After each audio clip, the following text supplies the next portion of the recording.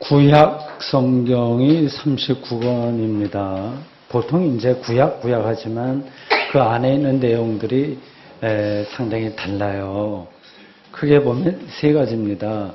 모세오경, 예언서, 그리고 성문서라고 합니다. 중간에 두 번째로 얘기한 예언서가 가장 길어요. 그 예언서 혹은 선지서라고 하는 이 부분도 크게 두 가지로 나눕니다. 선지자들의 활동을 객관적으로 설명한 성경인 정기 선지서 혹은 정기 예언서, 그리고 선지자들의 설교를 직접 담은 후기 선지서, 예언서 이렇게 합니다. 이제 후기 예언서도 크게 대예언서, 소예언서 이렇게 나눠요. 오늘 우리가 제1독서로 읽은 이 이사야, 여기에 대예언서에 속하죠. 굉장히 큽니다. 크다고 해서 대예언서요. 이사야가 66장으로 되어 있어요. 굉장히 길죠? 지금은 이렇게 성경이 한 권으로 쉽게 인쇄가 되지만 옛날에는 양피지에다가 썼어요. 그러니 66장을 다 담으려면 얼마나 크겠습니까? 아마 이 66장을 한 두루마리 양피지로 다 담지 못했을 거예요. 여러 권으로 나눠서 이제 회당 이런데 아니면 성전 어느 창고에 모아뒀겠죠. 이 이사야 66장도 한 사람에 의해서 기록된 게 아니라고 하는 것은 이미 신학계에 잘 알려진 사실입니다. 그래서 보통 세 사람이 기록했다고 얘기를 해요. 그것을 알 수 있는 길은 이 성경을 들여다보면 이게 어느 시대에 기록됐는지 다 표시가 돼요. 오늘 우리가 읽은 말씀은 세 번째 제3이사야예요. 가장 후반부에 있는 거죠. 56장에서 66장에 나오는 이야기가 바로 여기에 우리가 읽은 말씀이 포함된 제3이사야입니다. 그냥 편의상 그냥 이사야로 부르겠어요. 오늘 설교할 때는 그냥 이사야라고 얘기하겠습니다. 이사야가 활동하던 시기는 바벨론 포로로 갔다가 돌아온 20년 어간이에요. 기원전 587년에 바벨론에 의해서 예루살렘이 망한 건 여러분들 아시고요. 그리고 많은 사람들이 이제 인질로 잡혀갔어요. 그 바벨론에 가서 그들이 어떻게 힘들었을지는 뭐 제가 설명할 필요도 없이 머리 그려질 겁니다. 유대의 모든 전통을 포기하고 바벨론 문명에 동참해야만 됐습니다. 그렇게 끌려간 사람만이 아니라 그 유대 예루살렘이 있고 그 둘레를 유대라고 하거든요. 유대 예루살렘 여기에 남아있던 사람들의 삶도 척박하기는 마찬가지였습니다. 바벨론에서 이제 파송한 이 총독이 바빌론식으로 다스렸죠. 바빌론 제국은 그 예루살렘에 남아있던 사람들을 이 제국에 동화시키기 위해서 여러 가지 정책을 폈습니다. 일제시대 때도 그랬죠. 마을 없어지고 뭐 상투 자르고 이런 것들이요. 다 그게 동화 정책이었어요. 가장 중요한 동화 정책이 종교 생활의 억지입니다. 예루살렘 성전은 파괴됐고 제사장 제도도 다 없어졌고요. 더 이상 제사를 드리지 못하게 됐습니다. 그러니까 유대인들의 어떤 정신적, 종교적 아이덴티티 이게 다 이제 파괴되는 거죠. 유대인들이 산발적으로 이 독립을 위해서 투쟁했지만 뭐 그건 흐지부지 다 돼버리고 말았습니다. 대다수의 고대 근동의 작은 민족들은 이런 방식으로 다 역사에서 사라졌어요. 유대만 살아남은 거죠. 바빌론 포로 생활이 한 50년쯤 흐른 다음에 이건 세계 고대사에 나와 있는 사건들입니다. 기원전 538년. 그러니까 페르시아의 황제 고레스가 바빌론을 함락시키고 이제 포로로 잡혀왔던 유대민족, 뭐 다른 소수민족들에게도 마찬가지였지만 포고령을 내렸습니다. 이제 고국에 돌아가서 예루살렘 도시 재건하고 성전 복구하고 그렇게 해봐라. 아주 꿈에 그리던 일들이 벌어진 겁니다. 그래서 그 고레스가 바로 메시아와 같다. 성서에는 그렇게 표현되는 데도 있어요.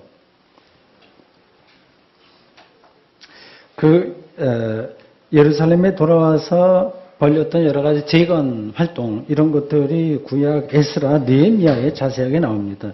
이 도시가 완전히 허물어졌다가 그거를 재건한다고 하는 것, 그 성전, 그 어마어마한 그 건축물이 그것을 다시 건축한다고 하는 것이 간단한 일이 아닙니다. 재정도 부족하고요. 그리고 예루살렘 주민들의 의견도 분분해서 20년 동안 진척이 없었어요. 지지부진했어요. 굉장히 부푼 꿈을 안고 왔는데 막상 현실에 부닥치니까 일이 진행이 안 되니 그들의 마음이 어떻겠습니까? 이때 이제 하나님의 말씀을 선포한 사람이 제 3이사야입니다. 이사야예요. 그 당시에 어떤 어려움이 있었을지를 조금 살펴봐야 성경을 정확하게 이해할 수 있습니다. 성경은 이 역사적 배경을 두고 기록된 거예요. 모든 게 다 그렇습니다. 66권 전체가 그렇습니다. 바벨론 포로 시대 50년을 거치면서 유대의 모든 전통이 훼손되었어요. 유대의 구심점인 성전은 이미 오래전에 아까 말씀드린 대로 파괴되었고요. 하나님의 말씀을 기록한 양피지들은 다 분실되거나 불에 탔습니다. 뭐 분서갱유 이런 식으로 다 없애버리기도 했겠죠. 더 심각한 문제는 예루살렘 주민들의 생각이 서로 충돌했다고 하는 사실입니다. 당시 예루살렘에는 크게 보면 세 종류의 주민들이 모여 살았어요. 바벨론에 의해서 예루살렘이 함락된 이후에도 여전히 예루살렘에 살던 사람들이 있었어요. 유대인들이죠. 물론 그들도 유대 지역에 있었던 사람들하고 사마리아 지역에 있었던 사람하고 차이가 있긴 있지만 어쨌든 거기 그대로 머물러 있던 사람들이 있었고요.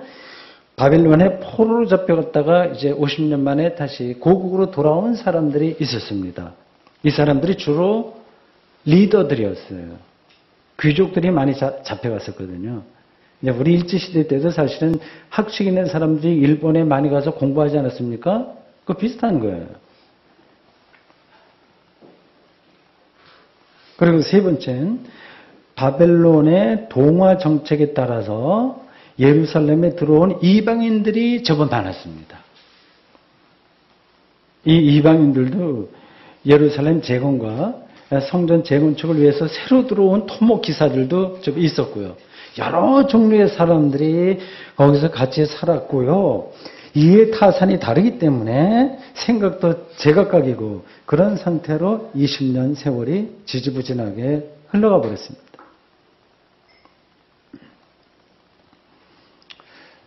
(1945년) 해방 이후에 한반도를 생각하면 지금 이 제3이사야가 말씀을 선포하고 있었던 2500년 전 예루살렘 유대의 상황을 어느 정도 짐작할 수 있습니다. 어수선한 거 아시죠? 해방 이후의 전국이요.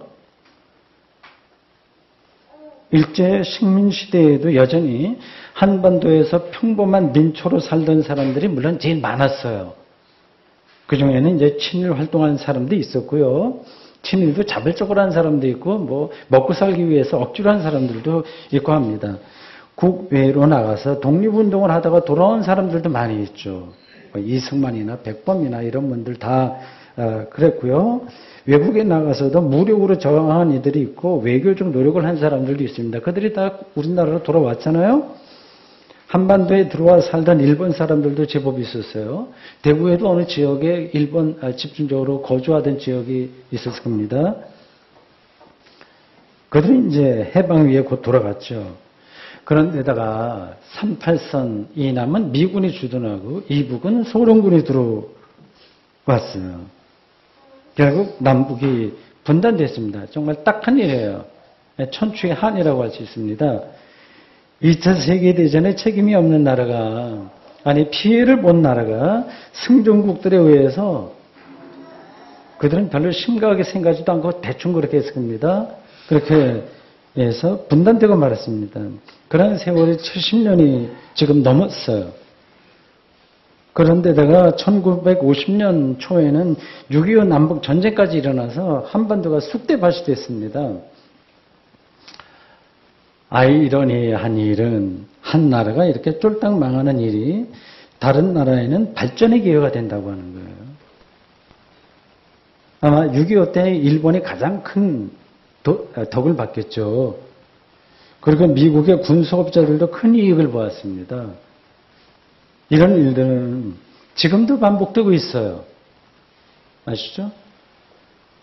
미국 의회 도서관 입법심의 연구기관인 의회조사국의 최근 발표에 의하면 작년에 대한민국은 세계 최대의 무기 수입국이었습니다. 세계 최대.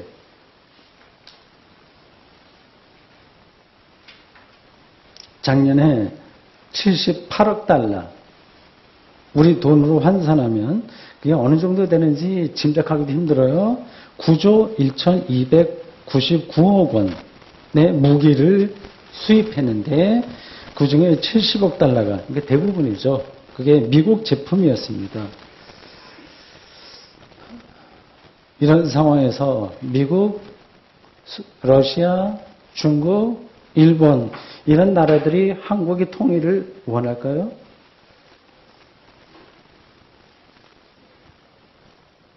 이사야의 설교를 듣고 있는 예루살렘 주민들은 예루살렘 재건과 성전 재건축 등등에서 20년 동안 아무 진척이 없는 탓에 실망이 있었어요. 패배의식 혹은 냉소주의 이런 데 빠진 사람들도 많았고요.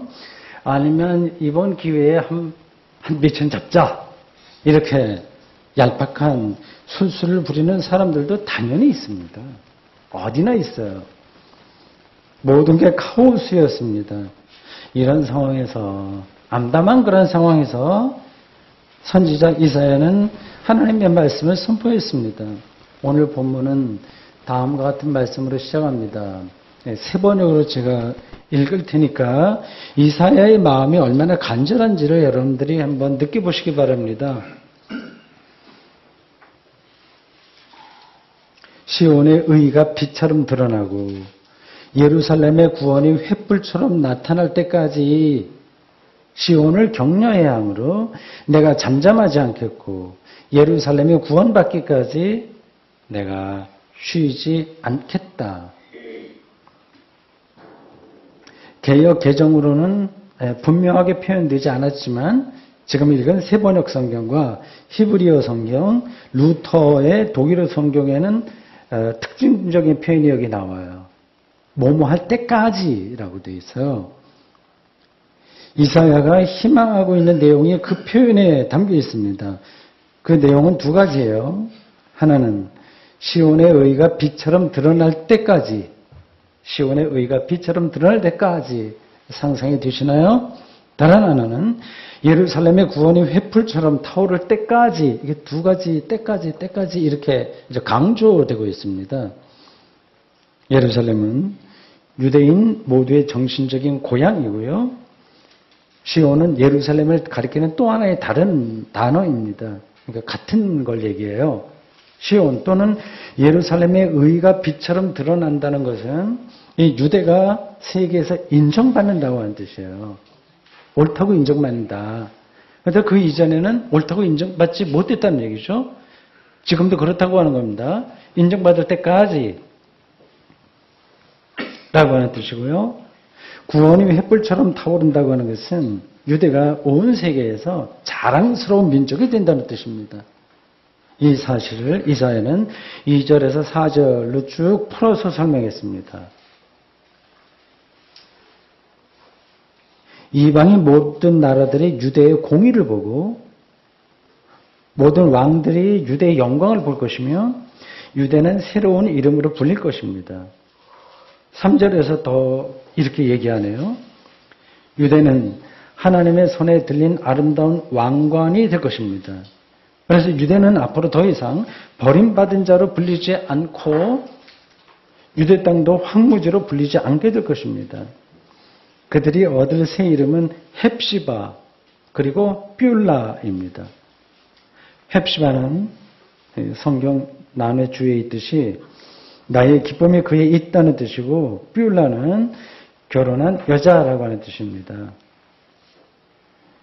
유대는 하나님이 기뻐하는 민족이 될 것이고 버림받은 여자가 아니라 결혼한 여자로 불릴 것이라고 하는 뜻이죠. 이 여자라고 하는 것은 여기서는 하나의 메타포, 은유예요.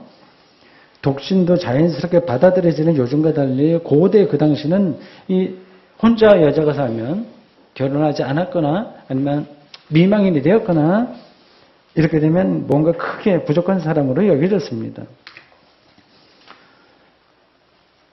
이사야는 5절에서 그런 말씀들을 다 모아서 결론적으로 이렇게 이야기합니다. 마치 청년이 처녀와 결혼함 같이 네 아들들이 너를 취하겠고 신랑이 신부를 기뻐함 같이 네 하나님이 너를 기뻐하시리라. 이 말씀은 하나님과의 관계를 표현한 문장이에요. 신랑이 신부를 기뻐함 같이 네 하나님이 너를 기뻐한다. 시적인 표현. 이것보다 더 멋진 표현을 찾기 힘들죠? 신랑에게는 신부는 모든 것이 좋아 보이고 또 거꾸로도 마찬가지예요. 그들은 오직 상대방을 통해서만 기쁨을 경험합니다. 하나님이 이런 식으로 유대를 통해서 기뻐하신다고 하는 겁니다. 어떻습니까? 이러한 이사야의 예언이 당시 예루살렘 주민들에게 실감 있게 들렸을까요? 아니면 공허한 울림으로 남았을까요? 각각 다르겠죠?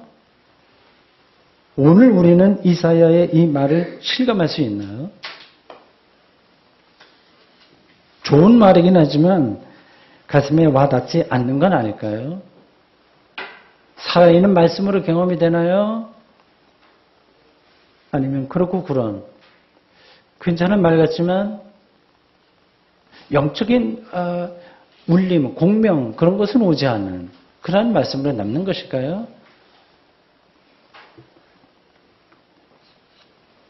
우선 하나님이 기뻐하신다는 말이 무슨 뜻인지를 알아야 됩니다.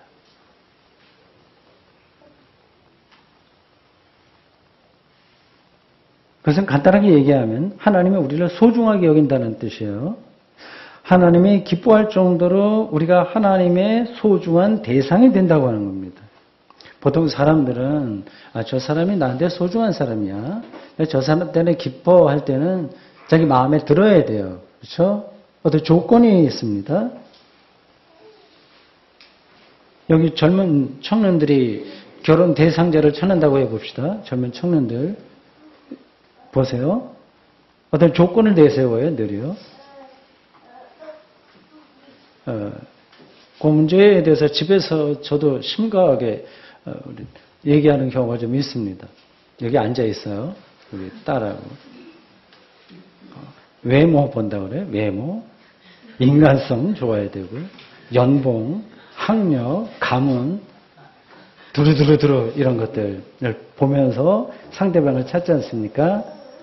이런 조건이 좋으면 결혼 대상으로 선택할 가능성이 높아집니다. 우리 인간관계가 다 그런 거예요. 하나님에게는 이런 기준이 별로 의미가 없습니다. 그렇다면 하나님이 기뻐하시는 기준은 뭘까요? 구약 성경이 제시하는 기준은 순종 여부입니다. 순종. 하나님의 말씀에 순종하는 사람을 기뻐하시고 불순종하는 사람을 내치신다고 하는 것이 구약 성경에 쭉 깔려있는 이야기예요. 예루살렘이 바벨론에 의해서 망한 이유도 결국 그 유대인들의 불순종이었다고 성서가 직접하고 있습니다. 이런 것을 가장 극적으로 보여주는 사건 이야기가 뭐죠? 선악과 이야기예요. 하나님은 에덴 동산의 모든 먹을거리를 먹어도 좋지만 선악과만을 먹지 말라고 아담과 이브에게 신신당부를 명령을 내리셨어요. 그들은 명령에 순종하지 않았다고 합니다. 불순종의 첫 사건이었어요. 그래서 그들은 에덴 동산에서 추방되었을 뿐만 아니라 아주 고강도의 노동을 해야만 했고 출산의 고통을 겪어야 됐고 결국 죽음의 운명에 떨어져야만 됐다고 하는 것이 창세기 창조 이야기로부터 저 구약 성서를 관통하는 이 순종과 불순종 그거로 인한 하나님과의 관계 이야기입니다. 그리고 사무엘이 유대의 첫 왕 사울에게 순종이 제사보다 낫다 이렇게 이야기한 것도 여러분들 기억하고 있을 겁니다. 우리가 아는 이야기예요. 이런 것들은요. 문제는 우리가 순종해야 할 하나님의 말씀이 뭐냐, 하나님의 명령이 뭐냐, 그걸 우리가 어떻게 알 수 있느냐 하는 것입니다. 뭐가 하나님의 말씀이에요? 뭐가 그분의 명령입니까? 구약이 가르치고 있는 대답은 율법입니다. 그래서 유대인들은 율법을 지키려고 노력했어요. 그래서 신학적으로 연구하고 보존하는 사람들을 서기관이라고 얘기하고, 그래서 실제 삶에서 적용시켜서 해보려고 하는 사람들을 바리새인이라고 합니다. 율법이에요. 핵심이 율법이에요. 율법을 지켰냐 안 지켰냐 하는 것이 이제 하나님에게 인정받느냐 받지 않느냐의 기준으로 구약 성경이 우리들에게 이야기합니다. 율법은 좋은 것이지만 그것을 하나님의 명령과 동일시할 수는 없습니다. 율법에 충실했던 사람들이 예수 그리스도를 신성 모독자로 몰았고요. 급기야 십자가에 처형당하도록 몰았다고 하는 점에서 율법 자체를 하나님의 명령과 동일시할 수는 없습니다. 그리고 바울은 로마서에서 놀랍습니다. 혁명과 같습니다. 혁명과 같은 이야기예요. 율법 있는 유대인이나 율법 없는 헬라인이나 모두 죄의 지배를 받는다고 했습니다. 로마서 3장 9절입니다. 지금 전체 흐름에서 아직 우리는 대답을 찾지 못했어요. 하나님이 기뻐하시는 그 기준, 순종이냐 아니냐, 그리고 그 말씀의 율법이냐 아니냐, 그런 것의 정답을 아직 찾지 못했습니다.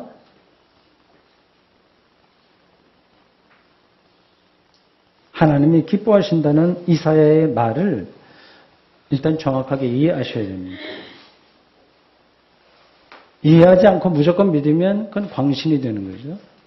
그리고 신앙이 깊어지질 않습니다.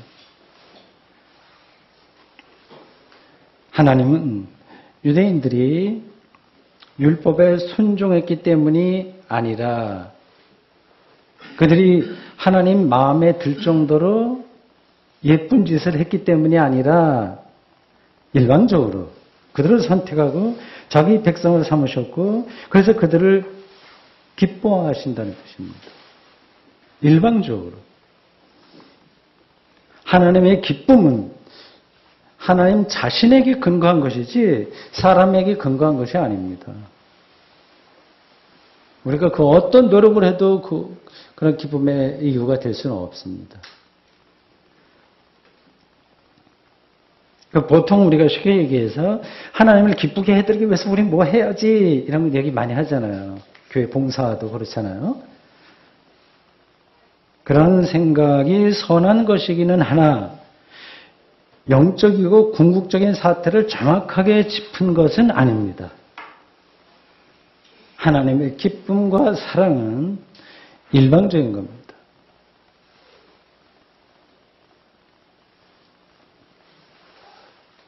예수님께서 이 사실을 처음부터 계속해서 말씀하시는 거예요. 그 핵심이 거기 있습니다.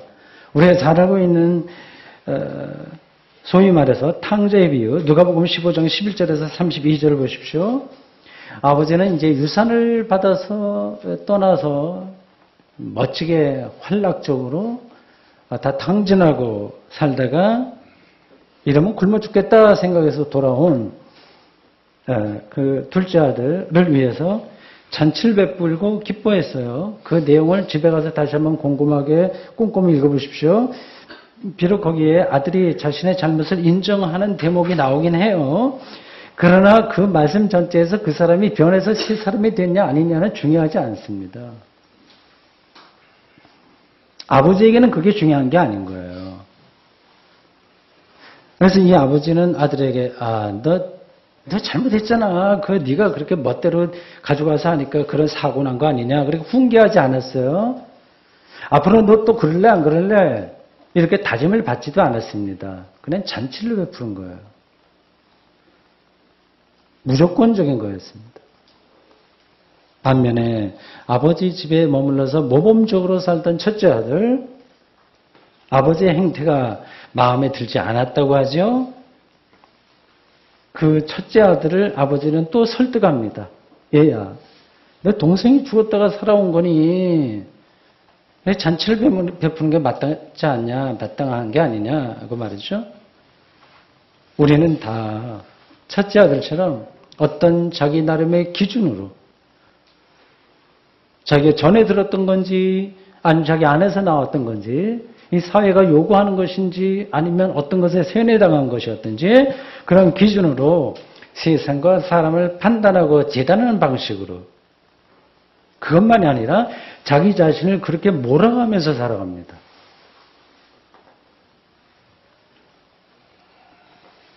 하나님은 그것과 전혀 상관없이 우리를 기뻐하십니다. 이 사실을 이사는 분명하게 보았고요. 그래서 그 선지자들이 그 본 것, 그 깨우침, 그리고 받은 말씀을 그래서 오래클, 신탁이라고 합니다. 그 사실을 예루살렘 주민들에게 20년 동안 이 일들이 지지부진하게 진행되지 않은 상태에서 그들을 향해서 선포한 거죠. 우리들에게도 필요한 말씀입니다.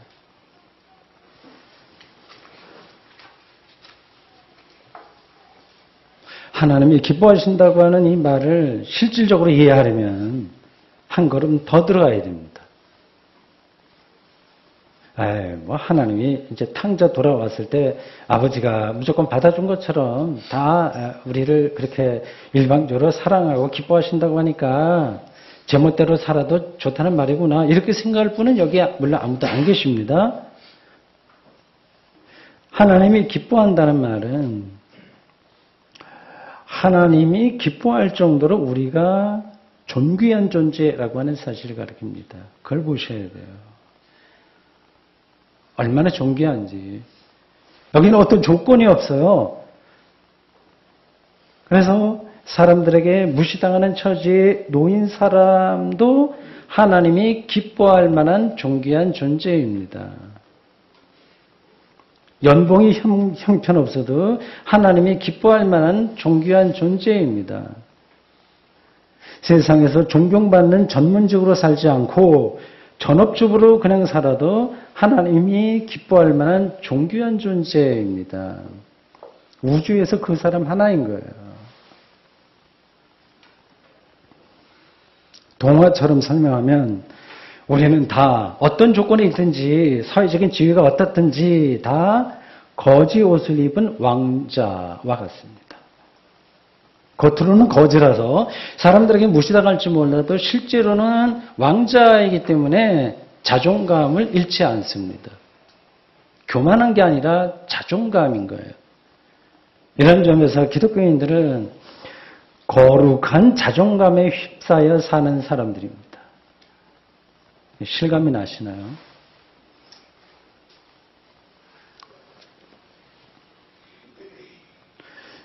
이 거룩한 자존감을 제가 개인적으로 어떻게 경험하는지를 약간 다른 방식으로 풀어서 설명해 보겠습니다.